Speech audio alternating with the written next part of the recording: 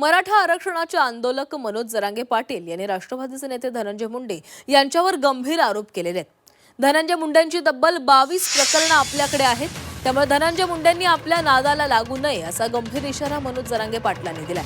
धनंजय मुंडेंसंदर्भात एका महिलेचं नावही मनोज जरांगे पाटलांनी घेतलेलं आहे। या महिलेच्या पतीने धनंजय मुंडेंमुळे स्वतःचं जीवन संपवल्याचा आरोपही त्यांनी केलेला आहे। मनोज जरांगे पाटलांनी धनंजय मुंडेंवर आणखीन एक आरोप केल्यानं या प्रकरणाचं गांभीर्य वाढलेलं आहे।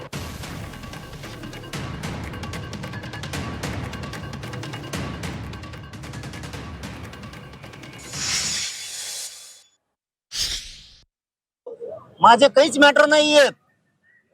मी जर केलेला प्रत्येक आरोपावर जर फौजदारी खटले दाखल केले ना, तर माझ्या विरोधात बोलणाऱ्याला त्यांना लाईफच भोगावं लागणार आहे जेलमध्ये, हे ध्यानात ठेव। मी आणखीन पाऊल उचललेलं नाही। तू टोळी आवरेव आणि तू बी शहाणा होय, आणखीन तरी माया नादी लागू नको। मी जर मागा लागलो तर तो हे जवळपास 22 पेक्षा जास्त प्रकरण माझ्याकडे आलेत। मी आज पहिल्यांदा सांगायलोय, तू आणखीन शहाणा होय, नाही तर लय लांब जाशील।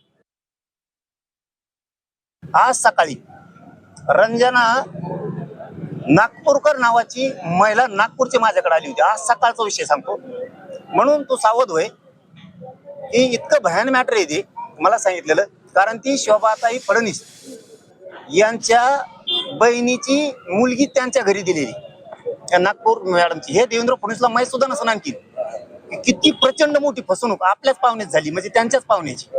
रंजना प्रदीपराव नागपूरकर ही बिचारी महिला ब्राह्मणांची आज सकाळी माझ्या घरी येऊन इतकी रडत होती, तिचा नवरा सुद्धा मेलाय त्या टेन्शन पाहिजे याच्याच।